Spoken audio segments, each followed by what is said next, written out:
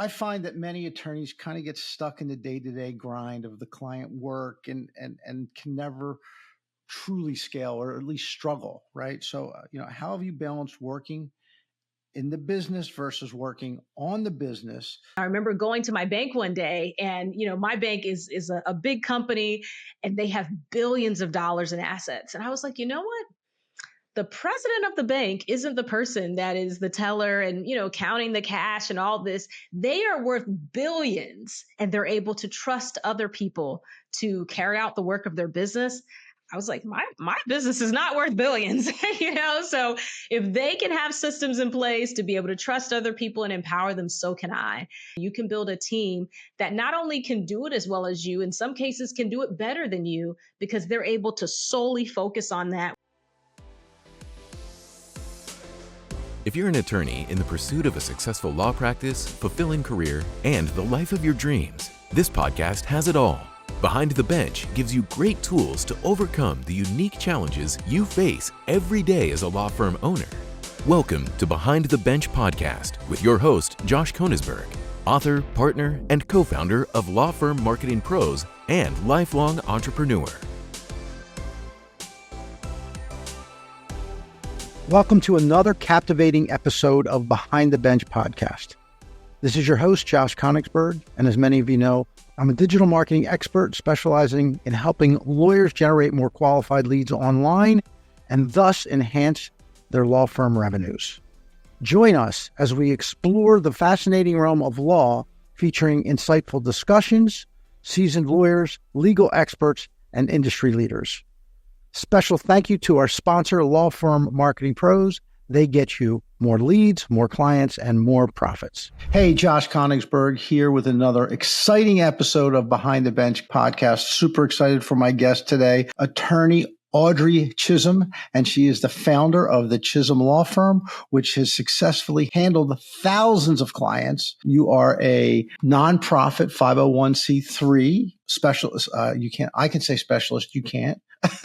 Right. Absolutely. Right. So you've won the Inc. 5000 award as one of the fastest growing companies for 3 consecutive years. Amazing, and congratulations. Thank you so much. You also founded Revolution Leadership. We'll get into that in a minute. It's a nonprofit that has served nearly 2,000 students and awarded 41 scholarships. Amazing. And you're recognized as a super lawyer in the top 3% nationwide, an AV preeminent rated and #1 best-selling author. Audrey is also a wife and mother of 3 daughters and a son. Amazing. I don't know how you do it all. Let me jump in here with the first question. And again, welcome to the Behind the Bench podcast. So glad to be here. You're the founder of Chisholm Law, and you also help companies and individuals start and grow nonprofits that impact the world. Tell us a little bit more about your journey and how did you discover this particular passion? Because I know you're very passionate about it. Absolutely, Josh. Thank you again for having me. So, yeah, my story is a very unlikely one, I would say. When I was in college, I went to Florida State University. And my sophomore year at FSU, I'll never forget, I was in my dorm room one day and I really wasn't feeling well that day, but I just felt like God gave me this vision to start a nonprofit. And I was like, wow. And I could see it in my mind. It was going to be this organization that was going to help high school students and teach them about leadership, teach them about, having good self-esteem, how to graduate from college debt-free, just all of these great, tips and things to help them be successful in life. And I just had the whole idea and I started writing it down, and I was just really excited about it because for me, those were things that I was learning as a college student that I felt no one had taught me in high school. And it would have been so much easier if someone had helped me with them. So I was like, wow, it would be great to do this for high school students and make a difference. And of course, give them scholarships. So I had this wonderful vision and was so excited to do it. And, getting started was not nearly as easy as I thought it would be. And in fact, it proved to be quite challenging. I made a lot of mistakes. I remember, just trying to, raise money, trying to figure out the legal end of it with paperwork and all this. I wasn't a lawyer or anything. And one particular instance, I remember meeting with an attorney to get advice on, hey, am I doing this right? Am I on the right track? And he was like, yeah, well, you don't have to file this. And he gave me some advice. And turns out it was wrong. And I ended up, even after I got my nonprofit set up, I lost my nonprofit status, had to reapply. All these things were done incorrectly. And I found out that he was actually a real estate lawyer. So he didn't even know, like that wasn't even his specialty, right? I thought that all lawyers knew the same thing instead of understanding that there are different types. So long story short, I had a really hard time getting things going with my nonprofit, but finally I figured it out. I started serving on boards of really established, successful nonprofits, learned what to do, and got my nonprofit up and running. So we're, getting major publicity. We're helping students, doing all these things. Now, fast forward to me finishing law school, passing the bar, I decided, okay, I'm going to open up my own practice. And I honestly didn't know what area of law I was going to do. So I was thinking, maybe I'll do, real estate law because I invest in real estate on the side, or maybe I'll do music law because I play several instruments. I love music. I had all these ideas in my head, but the very first person, Josh, that reached out to me, to be a client was someone that asked me to help her get her nonprofit up and running. Wow. And I was thinking to myself, like, you're willing to pay me to do that? I'm like, I would do this for free. This is so great. And so sure enough, I helped her. Then another person reached out and another person reached out. And to me, I'm like, man, why are all these people thinking of me? This is amazing. But turns out they had all witnessed my journey with me, talking about my nonprofit and giving out scholarships and raising money and doing events, that I was the person that they thought of. And so sure enough, one client led to another. And now this year with Chisholm Law Firm, as of the date of this recording, we are at over 9,000 clients served. We have a 100% success rate for our nonprofit filings. So that means that everyone that's ever trusted us, to get this process done for them, we've been able to do it correctly the first time around for them. And it's just a huge honor, really, to be able to serve so many charities. And we have nonprofits that have raised millions of dollars, hundreds of thousands of dollars, helping in every sort of way possible. And it's just an honor for sure. So that's how I started doing it. That's an amazing story. And it just seems like it's one of those meant to be stories, Absolutely. There's I can't remember who the author was, but he talked about breadcrumbs. You follow the breadcrumbs in life and it's going to take you places, it's so, amazing story. So glad you shared that with our audience. And then again, my first time hearing it. So you went right out of law school and started a practice. That's a very rare journey. It's an anomaly. Typically, an attorney will go work for another law firm. Maybe they know someone. It might be criminal defense. Maybe they worked as a public defender and end up as a criminal defense. 4, 5, 6 years as an associate, don't make partner, and they go off on their own. So that's an incredible story that you just were able to do it on your own. Wow. I appreciate it. So you went from a solo to a leader of a thriving business. So what are the key lessons and the mindset shifts that helped you navigate that transition? Because obviously being a solo is very, very different, right? It really is. It really is. So I'll tell you, the first several years of me in the practice, it was really a struggle. In fact, my husband and I, we have a kind of inside joke where those first couple of years, at the end of every year, I was like, you know what? I think I need to get a resume together. Like, I don't know if this is meant for me. Because again, I was helping some people with their nonprofits and did great work and everything, but it just wasn't enough to really, have the lifestyle that I wanted or to be able to make the impact that I wanted to make. And I was discouraged, quite frankly. But one of the biggest lessons that I learned was, I'll never forget, it was 4th of July weekend. And I was just thinking to myself, and again, I'm a Christian, so I pray a lot. And I was just praying to God, and I'm like, man, like, I want to do better. I want to help my family. I want to make an impact, but this is not working. And I feel like I've done everything that I know to do. And sure enough, at that moment, there was like a little email that popped up in my inbox, and I looked at it, and it was another attorney that had a program where she was talking about, growing your business and getting more clients and, how to promote yourself and things like that. And I remember looking at the price tag, and it was thousands of dollars. I just had sticker shock. I'm like, I don't have the money. There's no way, all this. But I just remember, thinking to myself, but things can't get much worse, right? Like, I'm not, I'm not doing very well. It's a very small practice. So worst case scenario, from her free information, I'd already learned a couple of nuggets or two. I'm like, worst case scenario, I'll learn something that I can implement that can help me. but I can't do much worse than I'm already doing. And so I just put it on a credit card. And I remember I watched her whole, course like over the weekend and started implementing things. And that was really my first taste of personal development, right? Just investing in myself and my professional development. And sure enough, at the end of that year, that was my first year ever breaking six figures in the business, right? And I learned from that, which was, hey, like if you're struggling, if you can't figure something out, if you're, at a plateau, don't just spin your wheels. Don't just try to reinvent the wheel like all those years where I was just trying to figure things out myself. No, find an expert, pay them to help you, and that will literally allow you to get your results faster. And that's what happened. Like that was my first six-figure year, and literally things just went up from there.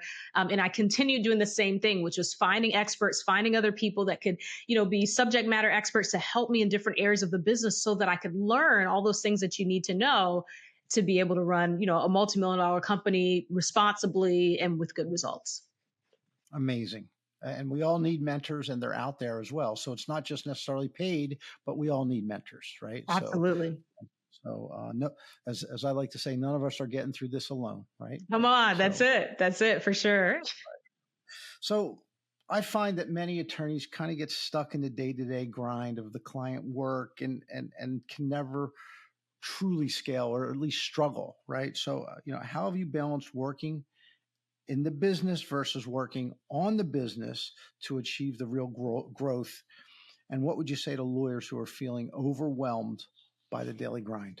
Wow, that's a great question. The first thing I would tell them is there is hope, and I have been there before. So I remember when I was first deciding that I, wanted to hire a team and everything, and I was talking to a mentor of mine at the time, and I was just so afraid. I'm like, man, if I hire people, what if they steal all the money from the firm, and they, they're not going to care as much as me. They're not going to be able to do it as well as me. They're not going to have the passion and, all this. I had every fear in the book. And I remember she explained all of them. She was like, hey, well, this is why you have legal contracts, and this is why you interview them and ask them questions, to see if they're qualified, to see if they've done the work before. And this is why you train them. She went through all these things.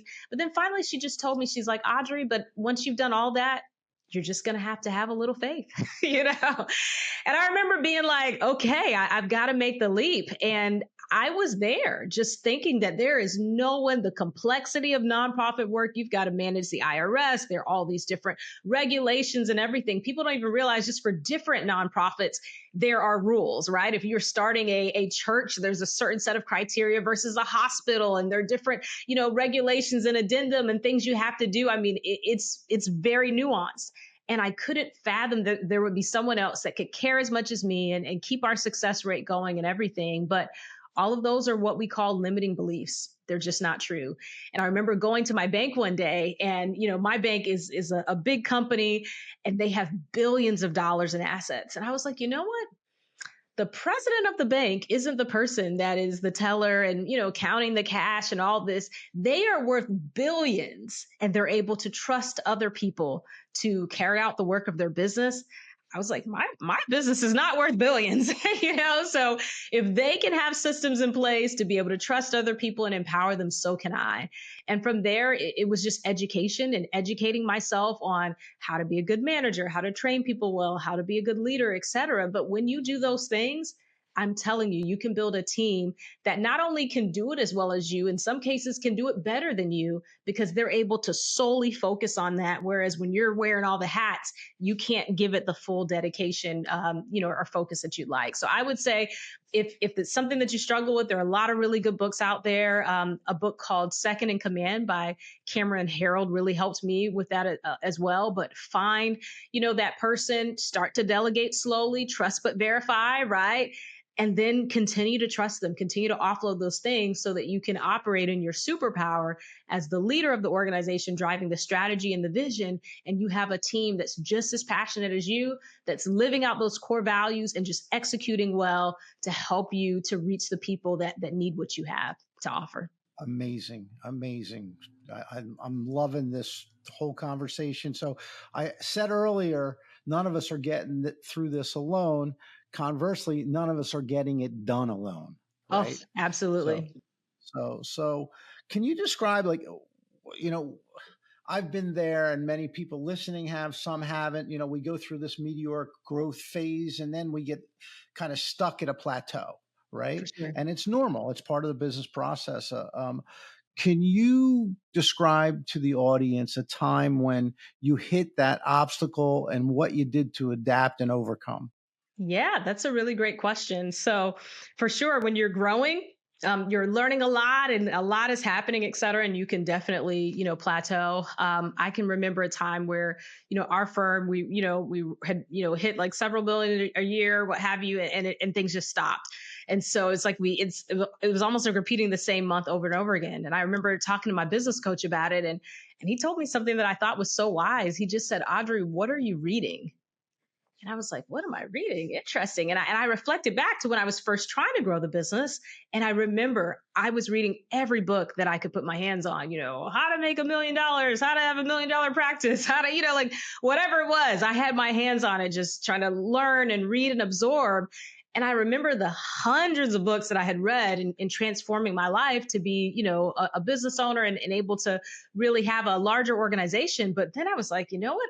I haven't read anything lately that's transformative. And so at that point, I decided to start reading a series of books on, not even just, millionaires or whatever. I found a collection of books written by billionaires because I was like, wow, maybe just learning how they think, learning how they see the world, et cetera, that can help me. Because again, our mission is to help 1 million companies and individuals start and grow nonprofits that impact the world. And so I was like, how can I just start reading more to really elevate my thinking? And sure enough, he was right. I mean, he was right. Just exposing yourself to the thoughts and actions of really, successful people that have transformed our country and done really big things. You can't help but think bigger. And even hearing Yeah. their stories and learning how they overcame obstacles, the same obstacles that all of us have, right? Not enough time, not enough money, people not believing in you, your own doubts and fears, negativity, Right. etc. Like Yeah. it was really Yeah. empowering. And so after reading that series, like that really inspired me. And I said, oh, okay, great. Let's try some new things. And then also, once I hit that plateau, I also hired like a different high performance coach. And that was helpful as well, because mindset is such a big part of this. We all have all of these fears that are holding us back. And for most of them, they're just invisible, right? And so then in working with that new coach, I mean, he was just great because he challenged me to see things differently. And I'd say, oh, he's like, okay, well, what's the target? Here's the target. Why aren't you, taking the actions that you need to? Well, I'm afraid about this. And what if this happens? And what if that happens? And we would just, categorically go through those fears, and he just give me a different way of seeing it or a different way to process it, and then empowering me to be able to, kind of catch some of those catastrophizing thoughts myself, to just bring it back to more of a factual basis so that I was less afraid. And through both of those things, that's how we were able to break through that barrier and reach another goal. And we're still going forward for sure. It's amazing how mindset plays a role and how we subconsciously create friction and barriers Absolutely. to being able to achieve what our true goals and dreams are, right? For So sure. amazing stuff. So whether it's through technology or because we've already talked about a lot of stuff, technology or talent acquisition or marketing, what's the one particular innovative approach that you've tried that other law firms might learn from?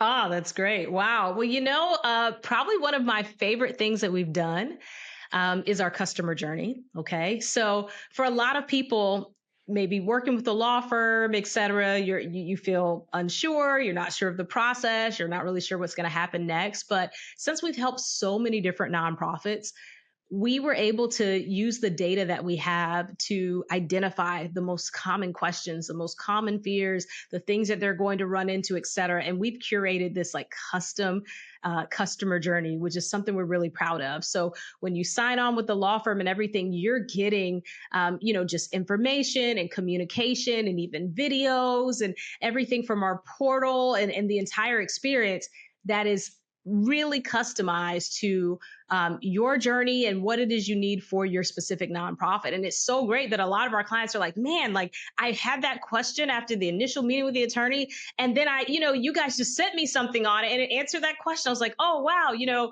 what address should I use for my charity? And how should I navigate, if I want to buy a building or if I want to do this or XYZ, we have it. And we even have a resource within that journey where we call it like the ultimate client's guide to, starting a nonprofit. But this is something that it's not publicly available. Only our clients have it, but we have been able to compile all of the questions, all of the most common concerns and everything that clients have through this process. And instead of them going to a law firm that's going to charge them $400 an hour, every single email, every single, time they have a question, they get that resource up front.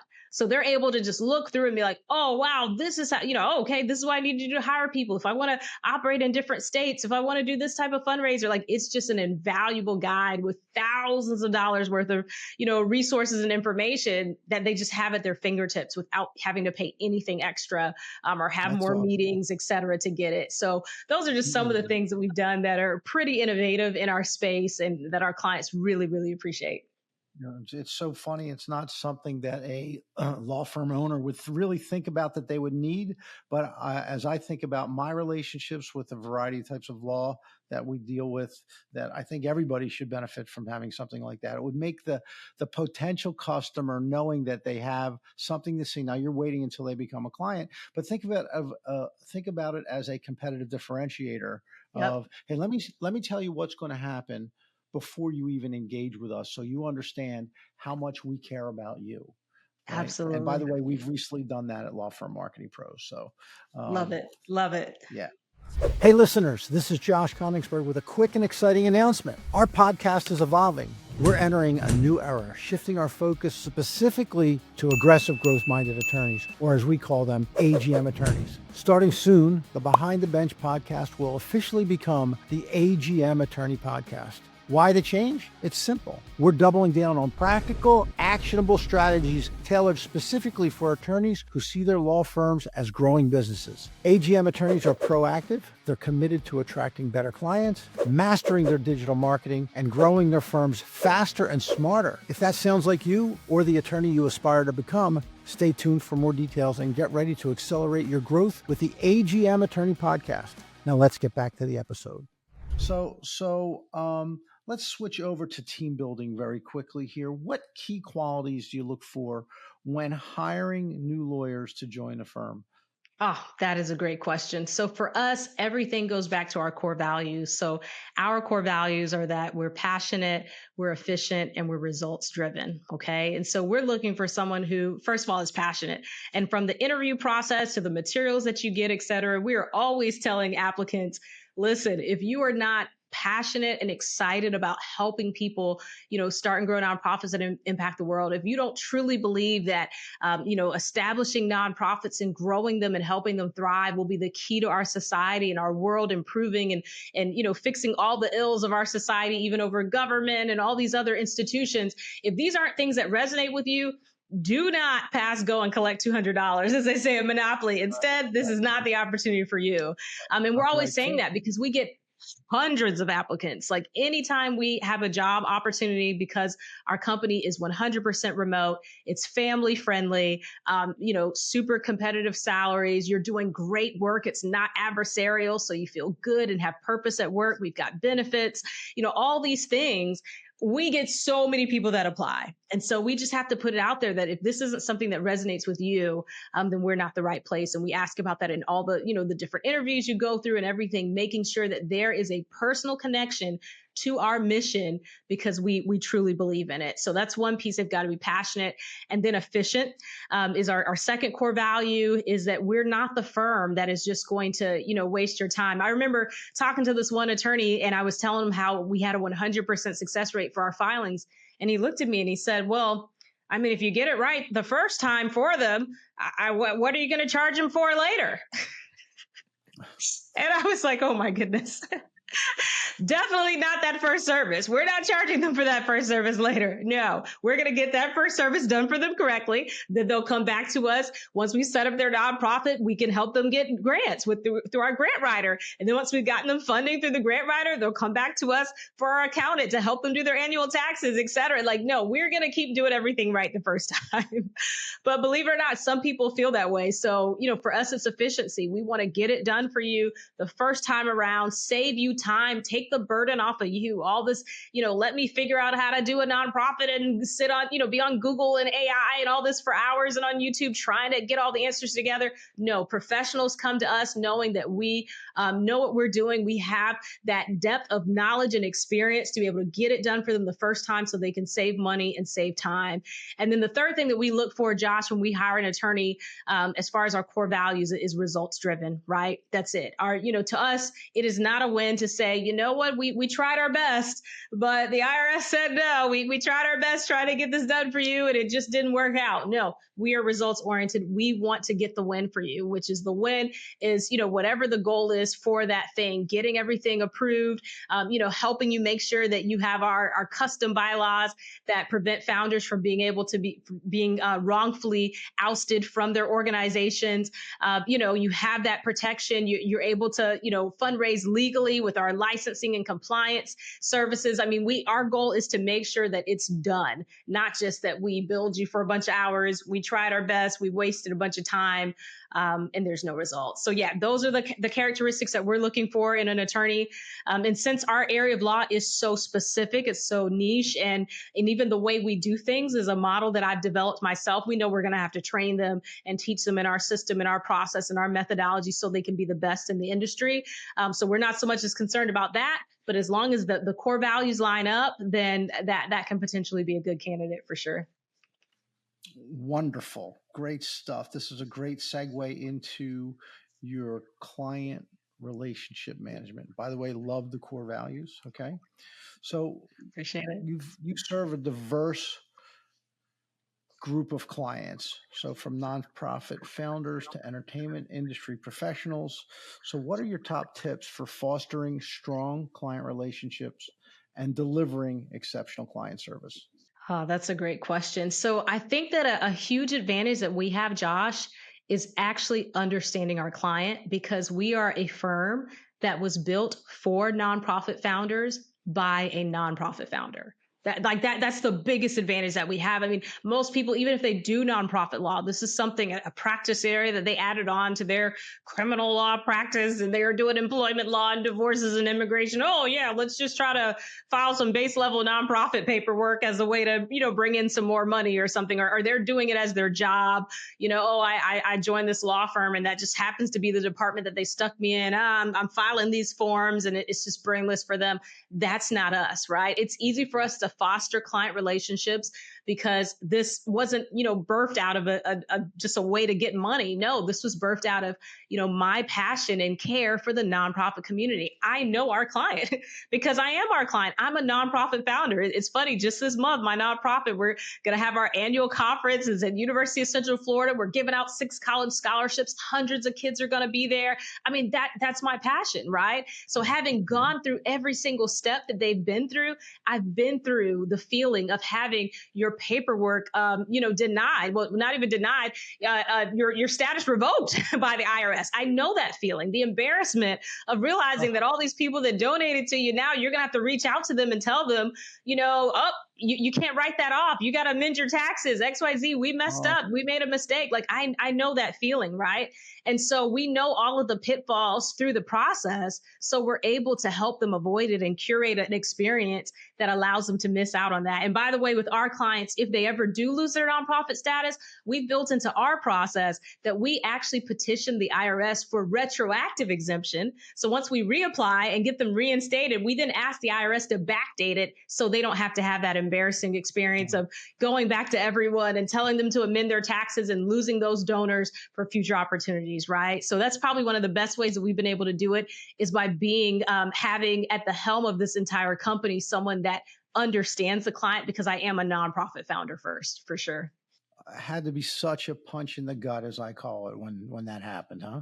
Oh yeah. Jeez. Oh yeah. I mean, it's something that we never want clients to experience. And that's why, we care so much and we care so deeply. We always have clients who, our prospective clients that we'll meet with, and there's a percentage of them that'll go with us. And some of them are like, oh, I'll go it alone, or I'm just gonna figure this out myself, or I have a random friend that'll do it. And nothing hurts my heart more than when 6 months down the road, those same people are now having to hire us again. We one time I'll never forget, my office called me as we had some folks, in the conference room, and I was like, okay, what's going on? They had raised $1 million for the GoFundMe campaign to help disaster relief. It was a really big deal. They were doing really great work, and GoFundMe would not release it to them because the accounting firm that they had hired to do their nonprofit paperwork had botched it all up. So here they are in a critical time where these people need this funding so they can help with the disaster that has just happened. Lives have been devastated. Homes have been destroyed. People need food. People need emergency supplies now. They have raised the money. They are there to help. And GoFundMe is like, we can't give it to you. This was not done correctly. So they literally had to call us, and I stopped everything that I was doing. I said, don't worry about it. We've got you. But now, unfortunately, it's like they had to pay more because we had to go back and fix all of this. I mean, it was so much work that had to be done versus just getting it done right the first time, right? Yeah. So again, I've heard those stories. I've had good, well-intentioned founders, texting me and saying, oh my gosh, I should have listened. I knew, such and such told me to go with you guys. This was done incorrectly. Now, the thing that a lot of people don't talk about is when the IRS, not the IRS, when their state files a lawsuit, a complaint against the organization because they didn't get the proper licenses before they started fundraising. They were thinking it was just a harmless fundraiser, but no, there are processes. You have to have the proper fundraising registrations and things in place, or you can have serious repercussions. And I've had those conversations. I've received those text messages and phone calls, and it is just heartbreaking when you hear those founders when it could have been avoided by getting, of course, the right guidance for sure.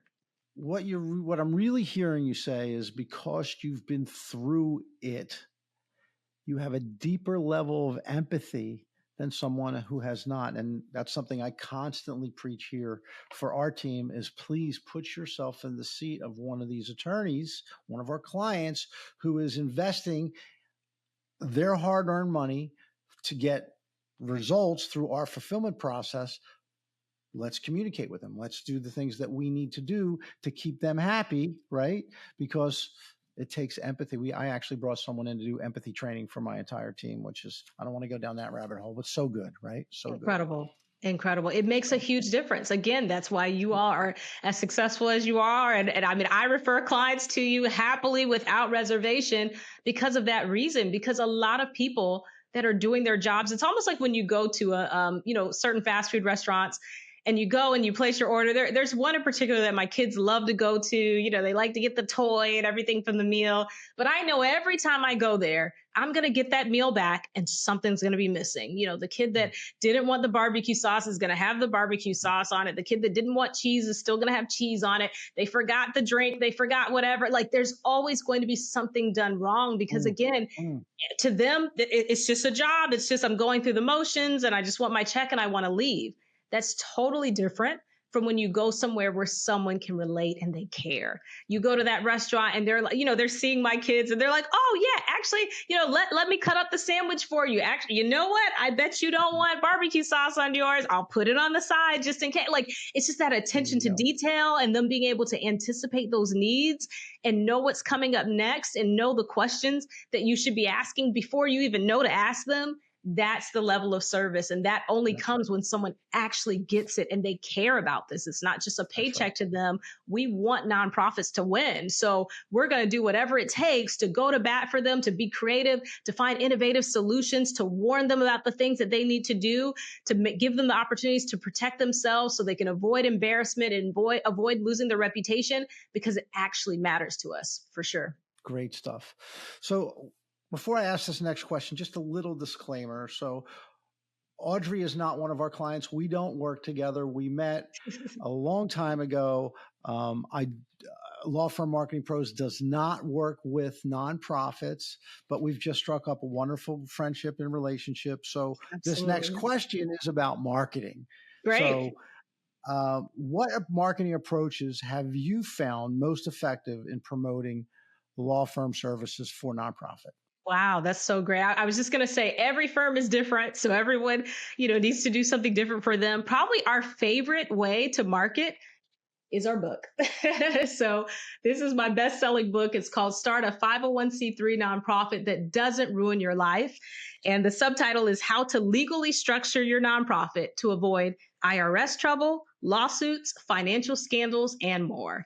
And this has been our favorite way, just educating people. In this book, I've included over thousands of dollars worth of free legal advice just to educate people. Because again, that's our mission to make sure that nonprofits are winning. So rather they hire us or not, that's fine. I at least want them to know these are the pitfalls. These are the things to avoid. We have a chapter in there about how to pay yourself legally the right way, because some people don't even think you can get paid as a nonprofit founder, which is totally not true.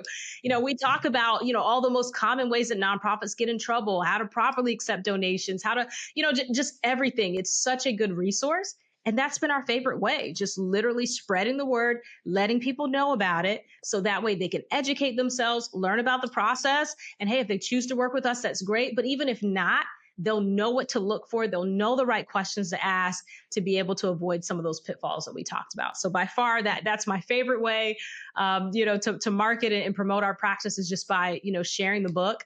And even for your audience as well, Josh, I mean, we're so grateful to you for having this incredible platform and your viewers, making a place for them to be able to learn about business, learn about marketing, learning how to improve themselves. So if any of your viewers want a free paperback copy of this book, and again, it retails on Amazon for $23. So they can go to Amazon, pay $23 plus shipping and get it.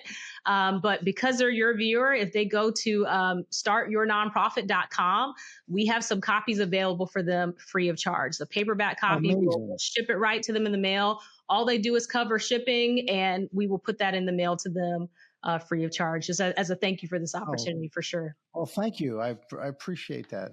What an unexpected pleasure. Thank you, Absolutely. Audrey. Absolutely. So looking back on your journey, because we've covered a lot here, and so looking back on your journey, if you could start all over from scratch, what's the one key shift or strategy that you wish you implemented from day one that you would believe would be a game changer for attorneys looking to start now and like start fast? Wow, that's a great one. I would say a mindset shift to know that, you have to make yourself known for people to know you. So one of the things that I didn't even realize that was holding me back from growing my practice was the fact that I didn't believe that you should have to market your services.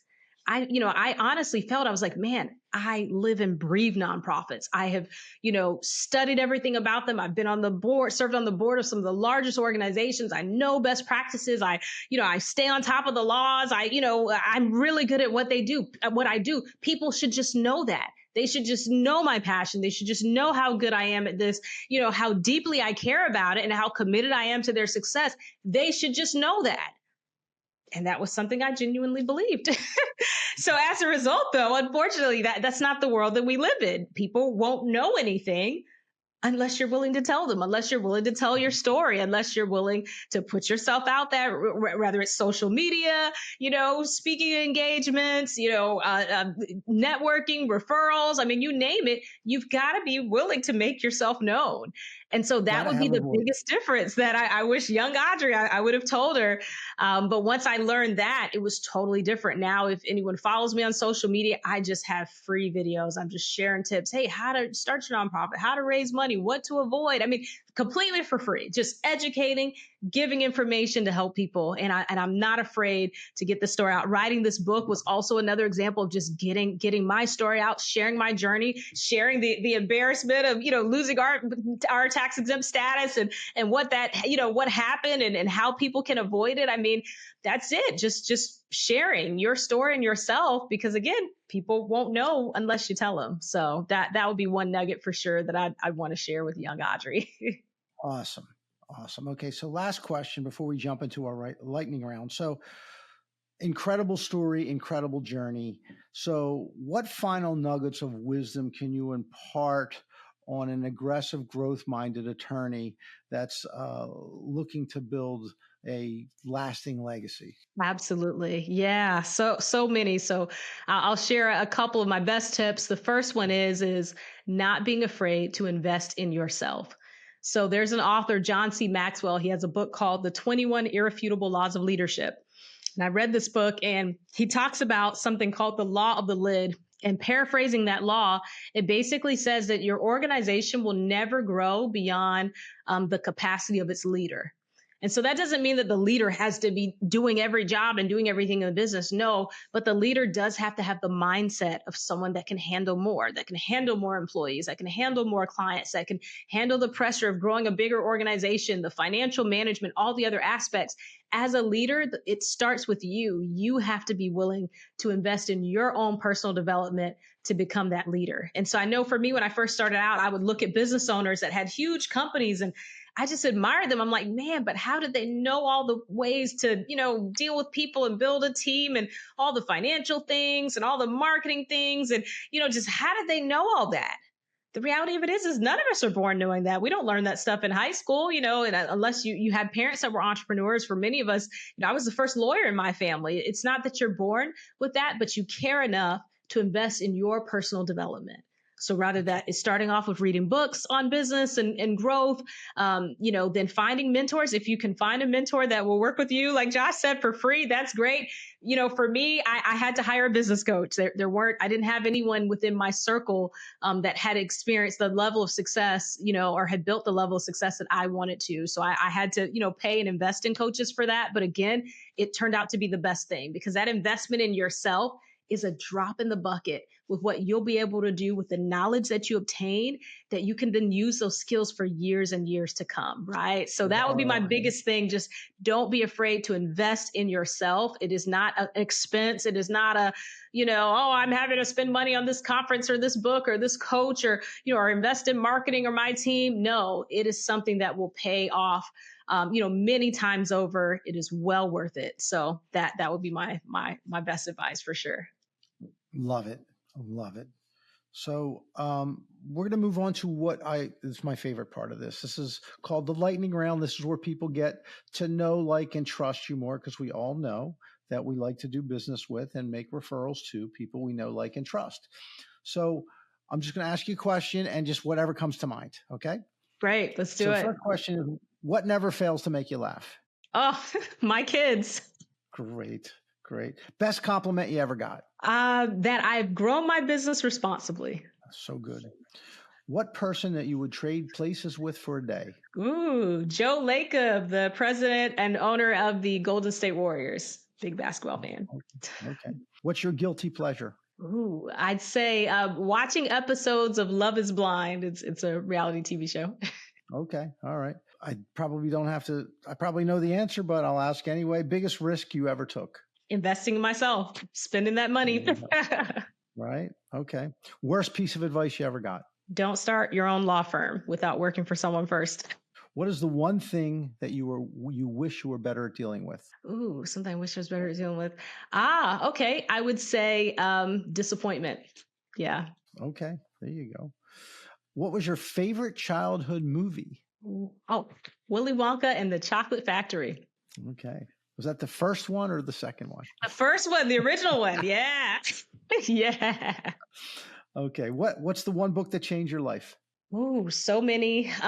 Definitely the Bible, and also Rich Dad, Poor Dad. Good one. Both good ones. Tell us something that most people don't know about you. Okay. I would say I play multiple instruments. Okay. All right. Do you care to share which instruments? For sure. Piano, keyboard, organ, drums, and bass guitar. Wow. Very cool. Okay. Thanks. So please tell our listeners, what is the best way for them to reach you? Obviously, you told them how they can get the book complimentary. And again, thank you for that. But what's the best way to reach you? Sure. I'm on all the social media channels, so you can follow me at Audrey K. Chisholm. And so that's AUDREY, middle initial K, and last name Chisholm, CHISHOLM. And you can also follow the law firm, which is at Chisholm Law Firm, and it's on all the social media platforms as well. And our main website is chisholmfirm.com. Amazing. Well, that's a wrap for today, everybody. Again, thanks again, Audrey, for being our guest on Behind the Bench podcast. Bye for now, everyone. We'll see you next time. Thanks for listening to another fabulous episode of Behind the Bench. I hope you take action on some insight and tips you learned today. If you like what you heard, please like, subscribe, and share.